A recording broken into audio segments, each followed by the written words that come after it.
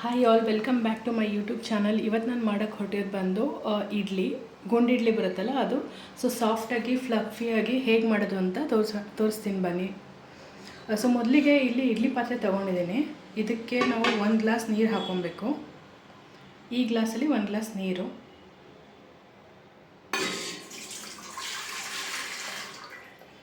So ನೀರು ಇಷ್ಟೇ ಮಾತ್ರ ಹಾಕೋಬೇಕು, ಇದಕ್ಕಿಂತ ಜಾಸ್ತಿ ಹಾಕೊಬಾರ್ದು. ಸೊ ಇದಕ್ಕಿಂತ ಜಾಸ್ತಿ ಹಾಕ್ಕೊಂಡ್ರೆ ನೀರು ಇಡ್ಲಿ ಮೇಲೆಲ್ಲ ಬರೋ ಚಾನ್ಸಸ್ ಇರುತ್ತೆ. ನೀವು ನೋಡ್ತಿರ್ಬೋದು, ಇಲ್ಲಿ ಒಂದು ಲೈನ್ ಇದೆ.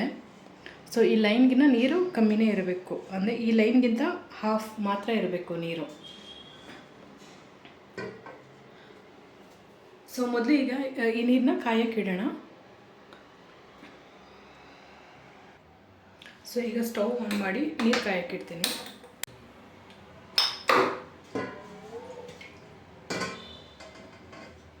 ಸೊ ಫ್ಲೇಮ್ನ ಕಮ್ಮಿ ಇಟ್ಕೊಳ್ತೀನಿ. ಸೊ ಫ್ಲೇಮ್ ಕಮ್ಮಿ ಇಟ್ಟು ನೀರು ಕಾಯಕ್ಕೆ ಇಡೋಣ. ಈ ಗ್ಯಾಪಲ್ಲಿ, ನೀರು ಕಾಯೋ ಗ್ಯಾಪಲ್ಲಿ ಈಗ ನಾನು ಇಡ್ಲಿ ಸ್ಟ್ಯಾಂಡಿಗೆ ಇಡ್ಲಿ ಹಿಟ್ಟನ್ನ ಹಾಕ್ತಾ ಹೋಗ್ತೀನಿ. ಬನ್ನಿ ನೋಡೋಣ. ಸೊ ಇಟ್ಟು ಇಷ್ಟಿರಬೇಕು, ಈ ಥರ ಇರಬೇಕು ಕನ್ಸಿಸ್ಟೆನ್ಸಿ.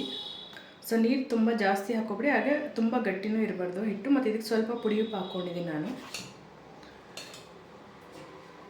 ಈಗ ಇಡ್ಲಿ ಪ್ಲೇಟಿಗೆ ನಾವು ಸ್ವಲ್ಪ ಆಯಿಲ್ ಅಪ್ಲೈ ಮಾಡೋಣ.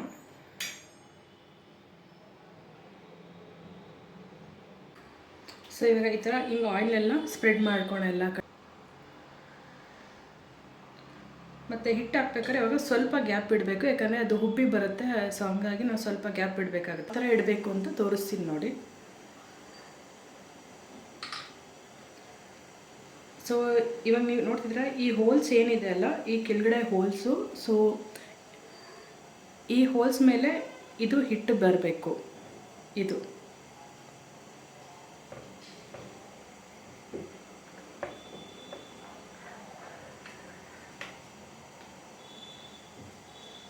ಹಾಗೆ ನೆಕ್ಸ್ಟ್ ಪ್ಲೇಟು ಏನಿದೆ ಅದ್ರ ಮೇಲೆ ಹಿಟ್ಟದ್ದು ಬಂದಿದೆ. ಮತ್ತು ನೆಕ್ಸ್ಟು ಇದ್ರ ಮೇಲೆ, ಈ ಹಿಟ್ಟಿನ ಮೇಲೆ ಈ ಹೋಲ್ ಬರಬೇಕು. ಸೊ ಯಾಕಂದರೆ ಆ ನೀರು ಏನು ಪಾತ್ರೆಯಲ್ಲಿ ಇಟ್ಟಿದ್ದೀವಲ್ಲ, ಅದು ಹಬೆ ಫಸ್ಟ್ ಇದ್ರ ಮೇಲೆ ಹೋಗುತ್ತೆ, ಅದರಿಂದ ಈ ಇಡ್ಲಿ ಬೇಯ್ತಾ ಹೋಗುತ್ತೆ. ಸೊ ಈಗ ನೀರು ಕಾದಿದೆ, ಪಾತ್ರೆಯಲ್ಲಿ ಇಡ್ತೀನಿ ಬನ್ನಿ.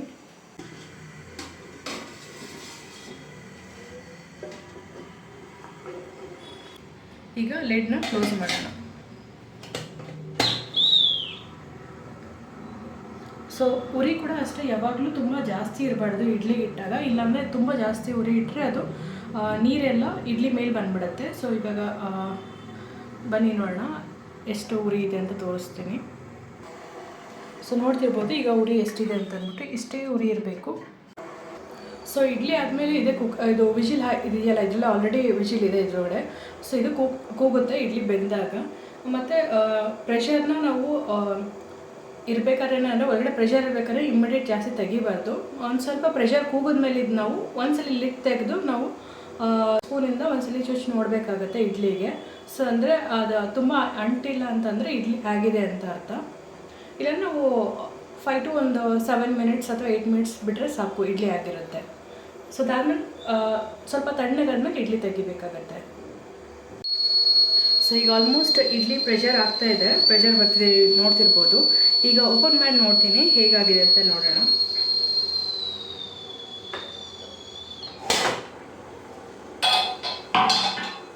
ಸೊ ಒಂದು ಚಾಕುನ ನೀರಾಕಿ ವಾಶ್ ಮಾಡ್ಕೊಂಡಿದ್ದೀನಿ. ಒಂದ್ಸಲಿ ಹಿಂಗೆ ನೋಡ್ತೀನಿ. ಇನ್ನೊಂದು ಸ್ವಲ್ಪ ಹಾಕಬೇಕು.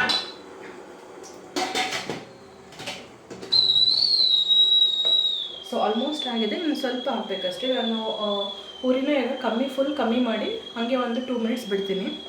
ಆಯಿತು, ಈಗ ನಾನು ಇದನ್ನು ಆಫ್ ಮಾಡ್ತೀನಿ. ಸೊ ಇದರಲ್ಲೇ ಸ್ವಲ್ಪ ತಣ್ಣಗಾಗಲಿ ಅದು. ಈಗ ಸ್ಟವ್ ಆಫ್ ಮಾಡಿದ್ದೀನಿ ನಾನು.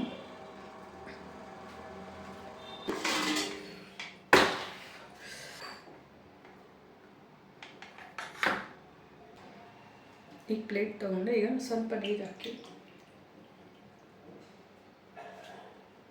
ನೋಡಿ, ಸ್ವಲ್ಪ ನೀರು ಹಿಂಗೆ ಚಮಚಿ, ಆಮೇಲೆ ನೀರೆಲ್ಲ ಸ್ವಲ್ಪ ಮಾಡಿ ಅವ್ರು ತೆಗಿಬೇಕೀಗ.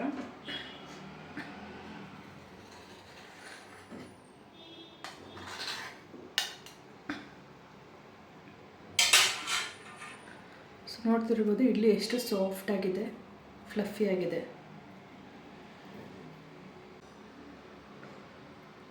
ಸೊ ವಿಡಿಯೋ ಇಷ್ಟ ಆದರೆ ಲೈಕ್ ಮಾಡಿ, ಶೇರ್ ಮಾಡಿ, ಕಮೆಂಟ್ ಮಾಡಿ. Thanks for watching my video.